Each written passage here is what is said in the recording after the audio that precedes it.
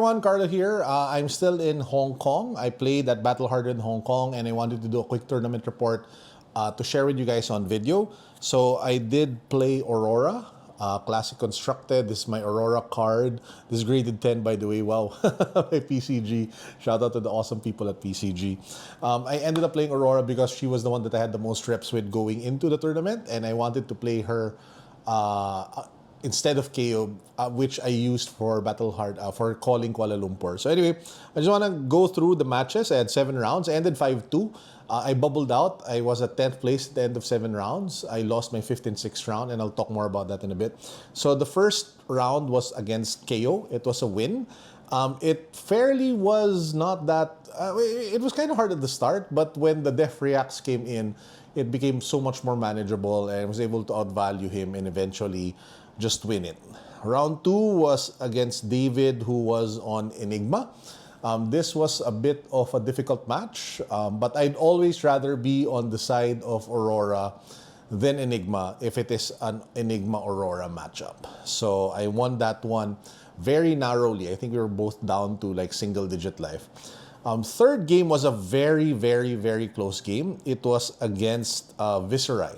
And Viserai has been like a very annoying matchup, but it's also kind of complex in the way that you really need to count the numbers and know how much damage you will be taking and how much damage that you can crack back. So for example, the decisive turn was when he attacked for a big amount, and I decided to not block and go down to 1 because I was mathing it out, and I knew that I could swing back for over 20 points of damage, and I counted his armor and all that stuff. And true enough, I was able to take full tempo during my turn, take out all of his cards. I was taking a look at his tunics, so I know that he couldn't pay for his Reaping Blade to send out the Rune Chance together with the sword, so I wouldn't have to give up any cards. And then, yeah, I got him down to 1, and then the next round after that was pretty much lethal. So that was how I won it. I was down to 1, and I was able to bring him down to 0. Round 4 was against Enigma again. And yeah, it was another close match. And Enigma-Aurora matches always tend to be close, especially with the new builds of Enigma that are more aggressive with the big attacks such as Phantasmaclasm and stuff like that. But yeah, it was very close. It was against Colin, so Colin Lee. So shout out to you, bro. Thank you for that great match. Round 5, which was the first match that I lost, was a mirror match against one of the best players that I know, Alan Lau. We were both Auroras. I think the match was recorded. There was no stream, but the match were recorded, so expect them to be uploaded, I don't know, whenever. So this match, he went first. He was able to put down a CLV and do an Embodiment of Lightning. He was able to draw like several burn-up shocks. I was able to, I guess, put up a fight, but ultimately it wasn't in the cards, as well as he really played well. So let's not take away anything from him. He really played well. And that was the first match that I lost. Round 6 was against Xing, again from Blue Pitch. He was on Nu. I was on, well, the Aurora. And this match was kind of a surprise. I feel like that I don't have enough quality reps, or I don't have the same, I don't have the reps required into how Nu is being played in Hong Kong. So I was kind of surprised to see Scale Peeler, because usually in Manila, you'd see people using Beckoning Mistblade still against Aurora. And I felt that ultimately I put in too many D reacts during the sideboarding process, to the point that I couldn't get full tempo and put Nu on the defensive because I kept drawing D reacts, and I couldn't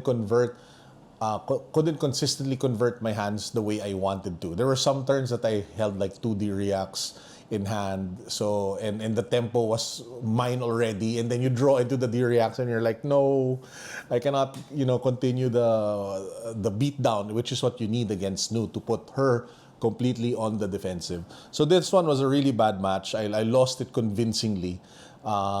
In fact, at one point I just conceded because I knew that Xing was just too far ahead. So lost round 6. The last round was against Joel, who is a fellow Filipino. He was on Viserai. So that one we actually agreed already that he would well, he decided to concede because I think I was in a better position to get into top 8. But taking a look at the standings, it was kind of, not obvious, but it kind of looked like top 8 was already locked. We played anyway. I still won.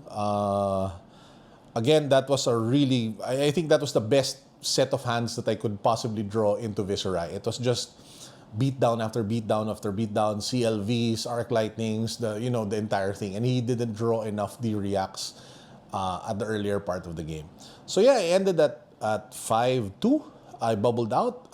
When the standings came out, I was number 10. I will link down below to the deck list of the Aurora list that I played. But it's your typical stock Aurora list, save for I didn't use Sigil of Sufferings. I went with Fate for Scenes.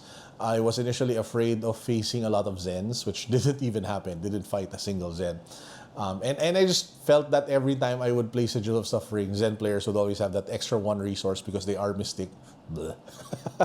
And I wanted to get the full value out of that one, which kind of mattered in a weird way because, because a lot of the people that I faced, the KO one, I think it was just the KO one, sorry, didn't have AB, but everyone else did. Apart from the Fate for Scene, what's different about my deck? I had like a wild card, which is Flash Freeze. Didn't really work. Ended up being this as a block fodder to trigger Face Purgatory. Oh yeah, my only helmet was Face Purgatory. So yeah, that's what happened. I'll link the list down below. Just check it out. If you have any questions, just shoot a comment down below or whatever. I'll also take this opportunity to give a shout out to Miko Peña, our teammate from Team Unbox, who was able to top 8 at Battle Hardened Atlanta. So hopefully when he gets back from the US, we get to shoot a video and we get to talk about our experiences in both Battle Hardens in one video.